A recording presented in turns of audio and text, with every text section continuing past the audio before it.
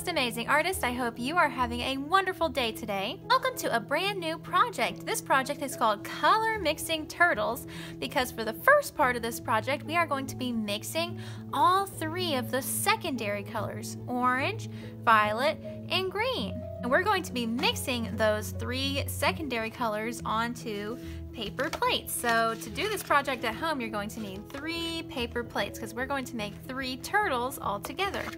After we mix all 3 of our secondary colors onto our paper plates, we are going to turn them into turtles. These are going to be like our turtle shells. Okay, so for my first turtle shell here, I am going to mix green.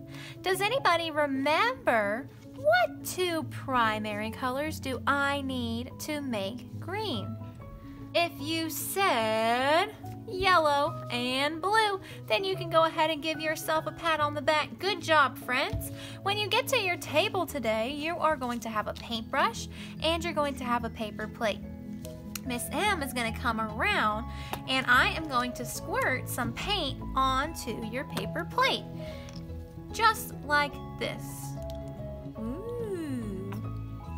We are going to mix our colors straight onto the back of our paper plate. And after Miss M squirts the paint onto your paper plate, you're going to start using your paintbrush, your ballerina paintbrush, and dance across the paint with your paintbrush on your paintbrush's tippy toes. Do not squish her little tippy toes and you're gonna break them. Don't do that, that's not very nice. We need to gently dance across our paper plate, mixing those 2 colors together. Are you going to squish your paintbrush's tippy toes? Oh my goodness. Are you going to do that? No, don't squish your paintbrush's tippy toes. Make sure your paintbrush is staying on her tippy toes and dancing all the way across your paper plate here. If Miss M sees you squishing or breaking your paintbrush's tippy toes, and that shows her that you are not ready to use a paintbrush yet. So show me today that you can take care of our beautiful ballerina paintbrush. So what I'm doing, friends, is I just mixed yellow and blue together onto my paper plate, and I am painting it all the way around, trying my best to cover up all of the white space. I do have to hold it down with my other hand because if I don't, then it just wants to move around all over the place. So if you hold it down in place with your other hand that's not painting, then it won't move around. Do you think it's a good idea to put your fingers onto this paper plate right now? Probably not the best idea. Why not?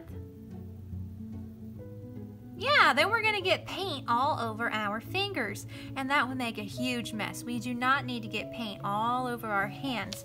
You might get a little bit of paint on your fingers, and that's okay. Art can be messy sometimes after all, but what's important is that we are not messy on purpose. In fact, if you're wearing long sleeves, you might want to pull them up so you don't get paint on your clothes. All right, there is my green one done. This is going to go on the drying rack. We need that paint to dry 100% before we can turn it into a turtle. Now I'm gonna get a new paper plate while my green one dries, and I wanna paint this one orange. Orange is a secondary color. Does anybody remember which 2 primary colors you need to make orange? If you said red and yellow, then you can give yourself a pat on the back. You need red and yellow to make orange. And I'm gonna do the same exact thing. I'm just gonna squirt some red and some orange onto my paper plate. And then I'm gonna use my beautiful ballerina paintbrush and I'm gonna mix those colors together, making sure I'm not squishing my paintbrush's tippy toes. Please don't break her little tippy toes, that would not be very nice. And I'm gonna paint this all around my paper plate, even down here on the sides too. And I'm being very careful while I do this not to touch my fingers into the paint because this paint is very wet right now. I'm going all the way down the edges, trying my best to fill up all of that white space. I'm just using my paintbrush to go back and forth and mix those two beautiful colors together. And it is turning orange because red and yellow make orange. All right, I just finished with my orange color. So this needs to go sit on the drying rack. And while I wait for my green paper plate to dry and I wait for my orange paper plate to dry, I'm gonna go ahead and paint my violet plate. And that is actually our last secondary color.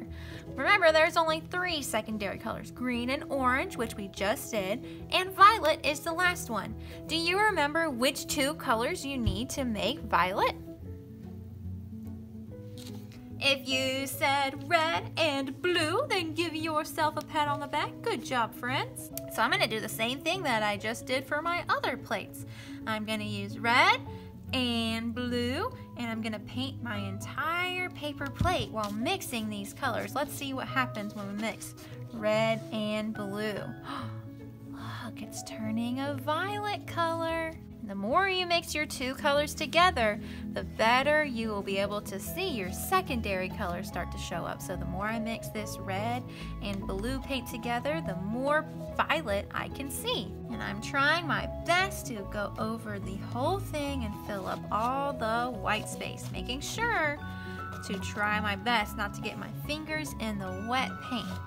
All right, I just finished with my violet plate. And what I need to do is this needs to go on the drying rack, and all 3 of our colors, green, orange, and violet, all 3 of those plates need to dry 100% before we can turn them into turtles next week. I hope you guys have a lot of fun mixing your 3 secondary colors using your 3 primary colors. I can't wait to see how your colors turn out. I know they're going to be amazing because you guys are amazing. All right, I'll see you guys next time. Bye, guys.